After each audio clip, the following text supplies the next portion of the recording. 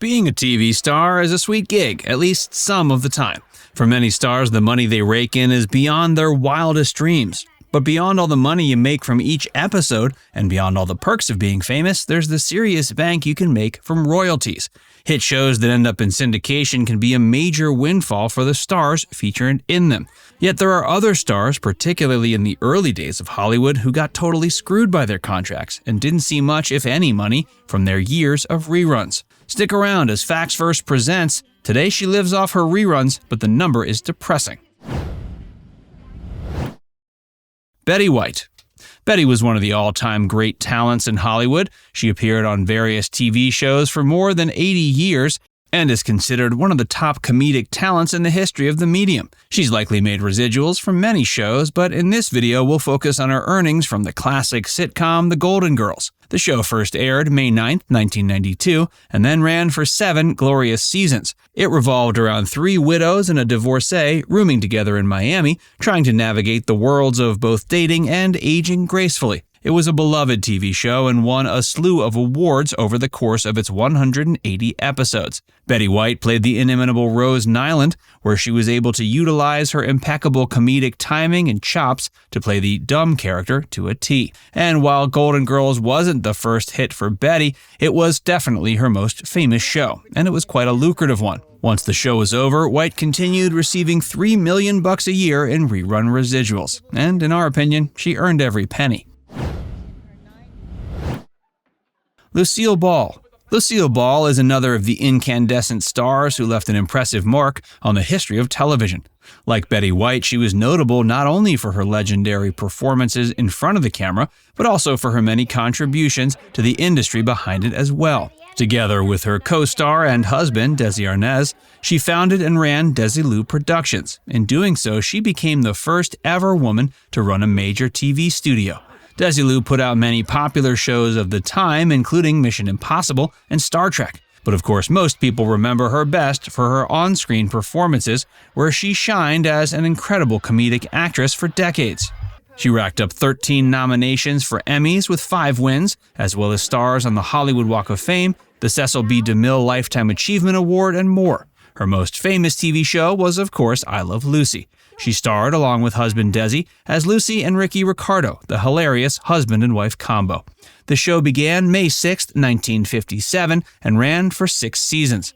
Amazingly, it was the #1 show in the country for 4 of those seasons, and even when it came to an end, it was the most popular show on television. She continued to play the role of Lucy Ricardo on several other shows after that, but none of those eclipsed the popularity of the original show. For her efforts, she ended up raking in $17 million every year for rerun royalties. Not too shabby. The ladies of the Brady Bunch. Okay, on the other end of the spectrum as far as residuals are the ladies of the Brady Bunch. The Brady Bunch was a classic early sitcom and has retained its place as a cultural icon to this day. And while it only got so-so ratings while it originally aired, it ended up finding its real footing once it went into syndication. It began on March 8, 1974 and ran for 5 seasons. It's been airing for more than 50 years now, and new fans find the show every year. As such, you'd expect the female stars, and all the stars for that matter, to be raking in the dough from rerun residual payments. But sadly, this couldn't be further from the truth.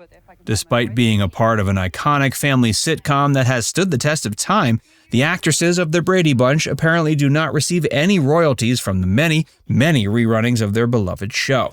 It's a sad example of people who were taken advantage of in the early days of TV. These days, that kind of contract wouldn't hold up. Though it should be noted the nature of residual payments has potentially shifted again in the era of streaming, but no longer are there contracts that allow for 0 residual payments for the stars. We should also note this extended to all the Brady Bunch actors, not just the women. Alex Borstein. Alex Borstein, who has been the voice of Lois Griffin on the long-running animated hit Family Guy, definitely doesn't have the same issues as the ladies of the Brady Bunch. She's made a ton of money for her work and continues to be paid handsomely in residuals every year. For many years, people knew her much more for her voice than her live performances, but the success of The Marvelous Miss Maisel has meant that more and more people recognize her for that as well. But her most successful show is still Family Guy. Her stellar job voicing the matriarch of the Griffin family has meant years of steady work. And since the show has been going on for more than 2 decades, it's safe to say she's earned a ton of money simply from first airings. But she also continues to be paid a lot in residuals, racking in roughly $10 million every year just for that. Julia Louis-Dreyfus. You might consider Julia Louis-Dreyfus to be the reigning queen of modern sitcoms. She's managed to be one of the leads in 3 hit shows, with 2 going down as all-time greats. Most people know her as Elaine from Seinfeld, where she starred for 9 seasons alongside the gang of Jerry, George, and Kramer. She was a beacon of comedic acting, bringing nuance and taste to her work as the hilarious Elaine Bennis. Then she parlayed the success of the show to star in The New Adventures of Old Christine. And while it didn't come close to matching the uber success of Seinfeld, it still ran for 5 seasons and 88 episodes. Then she led the show Veep for HBO as the bumbling and self-centered vice president. That show was a giant hit as well, cementing her status as a true comedy icon. But it seems her most lucrative show is, not surprisingly, Seinfeld. Since the end of the show, she has reportedly raked in more than $400 million in residual payments. Edie Falco. Edie Falco's turn as Carmela Soprano in HBO's legendary The Sopranos firmly established her as one of the top actresses of her generation. The show, which began June 10, 2007, and ran for 6 acclaimed seasons, followed the ups and downs of a mob family in New Jersey, and Edie garnered praise and acclaim for her work opposite the inimitable James Gandolfini. She was nominated 7 times for Emmys for playing Carmela and won 2. She managed to parlay her success in that show to star in another popular offering, Nurse Jackie. And while she was likely paid handsomely for the role, it seems as if her biggest payouts are still from her residuals from The Sopranos. She reportedly has pulled in more than $26 million in residual payments since the show ended. The Ladies of Gilligan's Island. The actors on Gilligan's Island suffered a similar fate as the ones from the Brady Bunch. Clearly, back in the day, actors were not given the kind of back-end royalty deals that eventually they started to get. And the cast of Gilligan's Island didn't even get paid much in salary at the time either. In an interview with the Vancouver Sun, Dawn Wells revealed they all made roughly $5,000 a week, and maybe a total of $50,000 for the whole season. Not exactly what you'd assume for a show that has stood the test of time as a classic sitcom. Gilligan's Island, which told the tale of a shipwreck that left a boat full of tourists stranded on an island, began in 1964 and lasted for 3 seasons. It wasn't an overwhelming hit originally, which was perhaps why the cast was paid so little. But you'd expect that a show that then gained a huge amount of traction when it got syndicated would have a cast that reaped the benefits. But sadly, this wasn't the case.